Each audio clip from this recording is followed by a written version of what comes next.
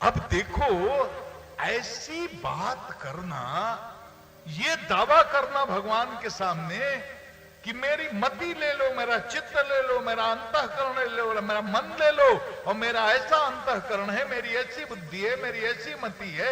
मन बोले तो पूरे अंतःकरण की संज्ञा हो गई, बुद्धि बोले पूरे अंतःकरण की संज्ञा हो गई, चित्त बोले तो पूरे अंतःकरण की संज्ञा हो गई।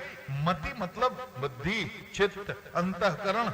मेरी मति ले लो प्रभु, और मैं अपनी इस मति को आपके साथ आपको सौंपना चाहता हूं। इसी से आप ब्याह कर लो, मेरी मति को आप स्वीकार कर लो, मुझे आप स्वीकार कर लो, मुझे आप अपना बना लो। और मैं दावा के साथ कहता हूं, मुझे आज तो कोई ऐसा भक्त नहीं मिला जिसने भगवान से कहा हो कि मेरी मति में कोई तृष्णा है ही नहीं।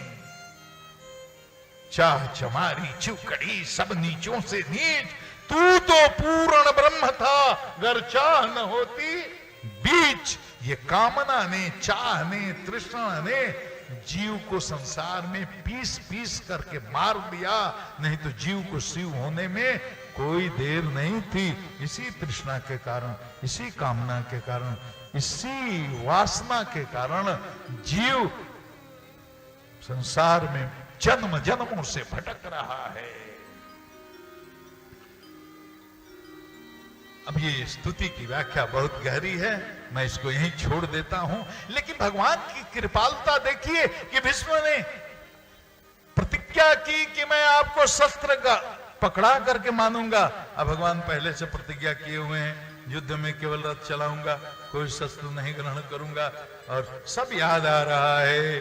भीष्म पितामह कह रहे हैं, प्रभु आपने तो प्रतिज्ञा की थी कि मैं शस्त्र ग्रहण नहीं करूंगा, मैंने प्रतिज्ञा कर ली थी कि शस्त्र ग्रहण करा कर रहूंगा, और मेरी प्रतिज्ञा का मान रखने के लिए आपने अपनी प्रतिज्ञा तोड़ दी। और जब मैं अर्जुन पर बाणों की वर्षा कर रहा था, अर्जुन के प्राणों पर जब संकट आया, तो आप इतने व्यथित हो गए, इतने छटपटा गए कि आप रथ से कूद करके टूटे हुए दूसरे रथ के चक्के को उठा करके ऐसे मेरी तरफ दौड़े जैसे कोई सिंह गजराज पर आक्रमण करने के लिए दौड़ता है।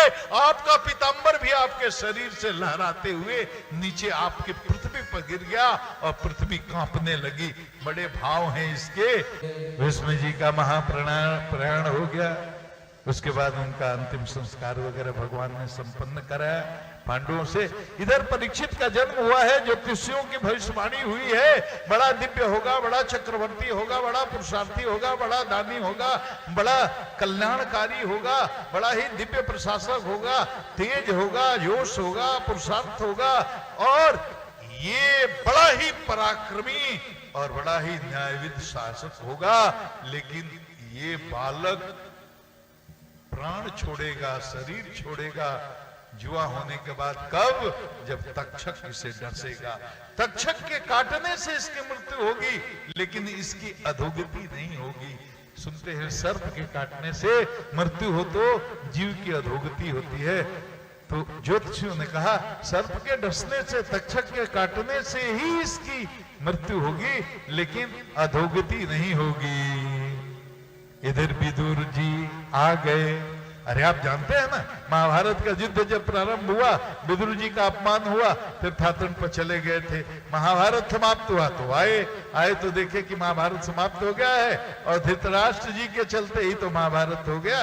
दुर्योधन को संभाल लेते महाभारत नहीं होता, पांडवों का आधा राजपाट मिल जाता जो उनका अधिकार था, तो युद्ध नहीं होता। लेकिन युद्ध समाप्ति के बाद गांधारी और धृतराष्ट्र पांडवों के यहाँ ही शरण दिए हुए हैं। पांडव बड़े आदर के साथ उनको रखते हैं, खिलाते हैं, पिलाते हैं। विदुर जी आए, बोले भैया जी क्या समाचार?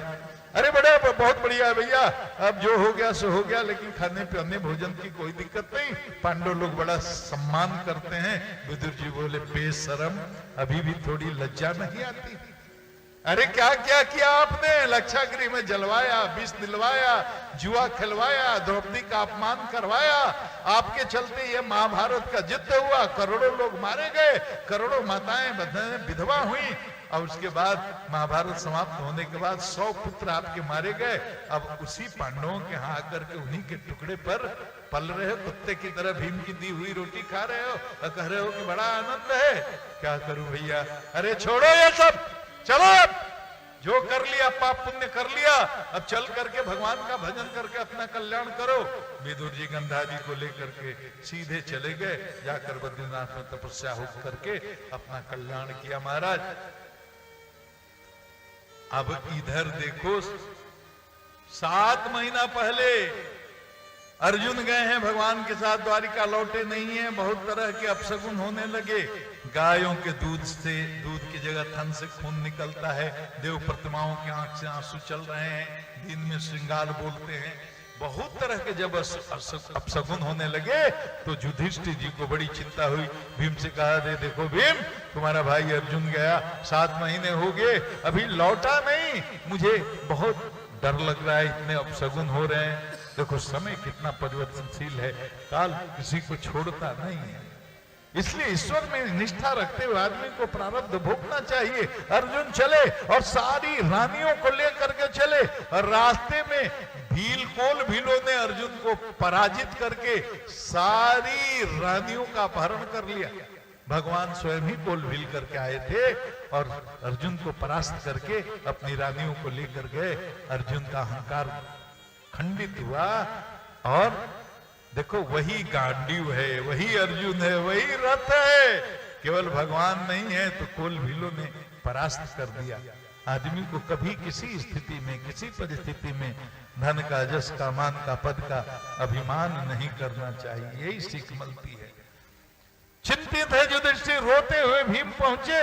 अरे भगवान ने कहा, अरे युधिष्ठिर ने कहा, उदास हो, क्या हो गया, किसी ने तिरस्कार कर दिया, कोई प्रतिज्ञा अपूर्ण रह गई, शरणागत की रक्षा करने में चूक गए, या अगम्या से गमन कर लिया, या छोटे लोगों से पराजित हो गए, या बाल वृद्धों को छोड़ करके भोजन कर लिया, या शरण में आए हुए किसी शरणागत की रक्षा करने में सफल हो गए।